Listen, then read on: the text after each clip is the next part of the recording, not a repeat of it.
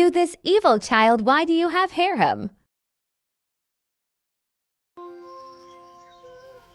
Mama kaleka kumasa nanu. In the heart of Africa, there was a village unlike any other.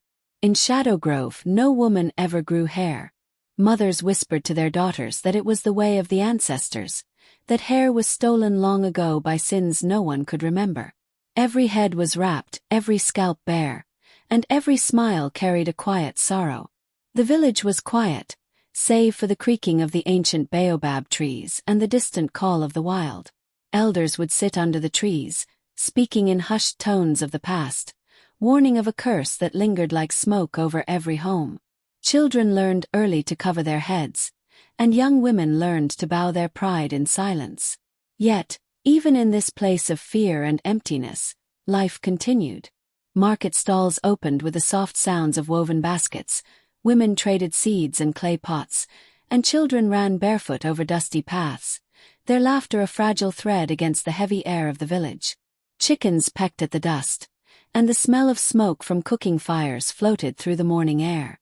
The sun rose slowly, casting golden light on the worn mud huts, yet even sunlight could not chase away the weight of the curse that hung over Shadow Grove. But that morning something was different. The wind shifted, moving through the village as if carrying a secret. The animals stirred restlessly, and the elders' eyes darkened with unease. They felt it before they saw it. A new life had arrived, one that would bring change the village had never known.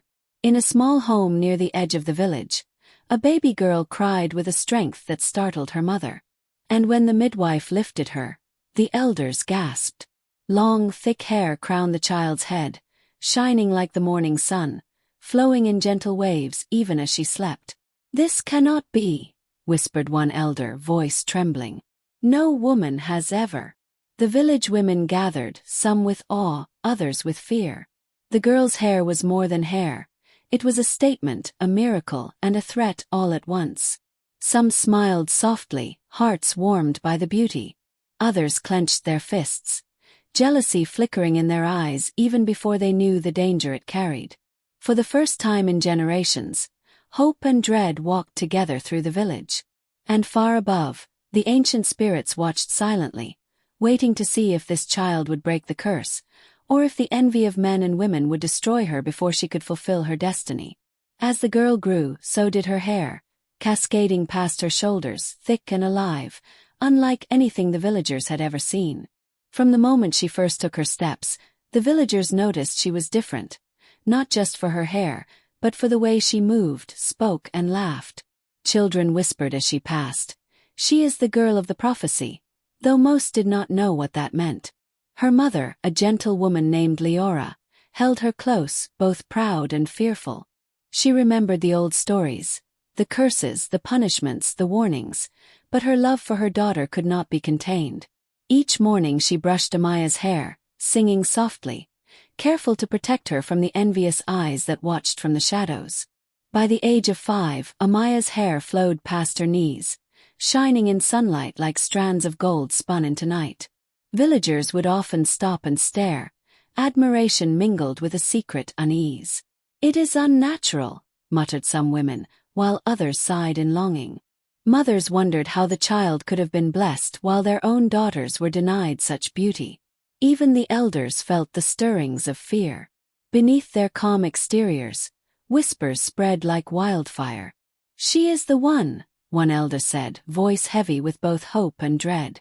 "The one who will either break the curse or bring destruction." Amaya herself was unaware of her significance. She played in the river, chased butterflies in the fields, and laughed with the other children, oblivious to the weight of destiny that followed her. Yet danger had a way of hiding in plain sight. Among the children, there were those who began to envy her. "Look at her acting as if she's the most beautiful. Let's stop talking to her." The girls whose hair never grew, the children whose families had suffered under the curse for generations. One girl in particular, Selin, who had been Amaya's closest companion, began to look at her with something new in her eyes. "Why do you have everything? I just want to be seen." Jealousy.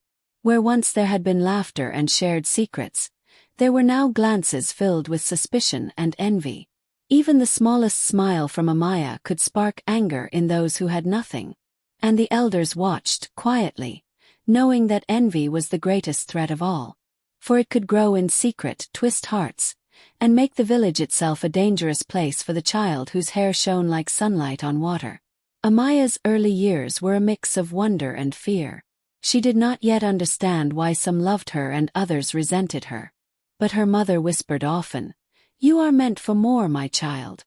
You were born different for a reason. Protect your heart, and the truth will guide you."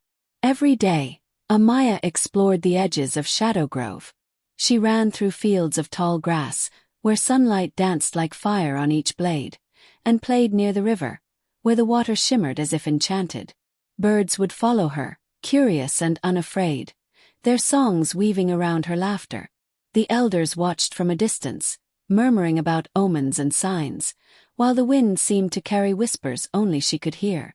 At night, the village slept under the watchful eyes of the spirits. Shadows flickered in the corners of huts, and the leaves of the ancient baobab trees rustled like voices speaking secrets.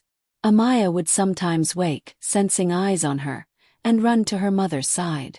Leora would hold her close, whispering about courage and the path that awaited her daughter. The jealousy in the village grew like a creeping vine. You this evil child, why do you have hair? Mothers warned their daughters to stay away, and some women whispered behind their hands about the dangers of Amaya's presence. Selen's envy festered, turning shared games into silent battles of pride. Even among the boys, whispers spread. Some admired her, some feared the power she seemed to carry just by existing. Yet despite the tension, moments of beauty and magic unfolded. Amaya discovered she could tame wild animals with a gentle touch. Her laughter could calm storms of insects, and her hair seemed to hold sunlight even on the darkest days. Children who had once feared her began to follow, captivated by her spirit, though the shadow of jealousy never left. The elders began to tell stories again, old prophecies, warnings, and the tale of the girl who could either lift the curse or doom the village. Fires burned brighter during these gatherings, shadows danced, and the villagers listened with both hope and dread. The spirits, ever watchful, seemed to stir whenever Amaya was near, their unseen presence weaving tension into the air. And so, Shadow Grove waited, waiting for a child who was more than a child, a girl whose hair carried the weight of generations, the hope of a broken curse, and the envy of all who had ever suffered. Waiting for Amaya to grow, to face what lay ahead, and to discover the true power that ran through her veins. Something extraordinary was stirring, and the village would never be the same again. Thank you for watching. Please subscribe to our channel for more videos.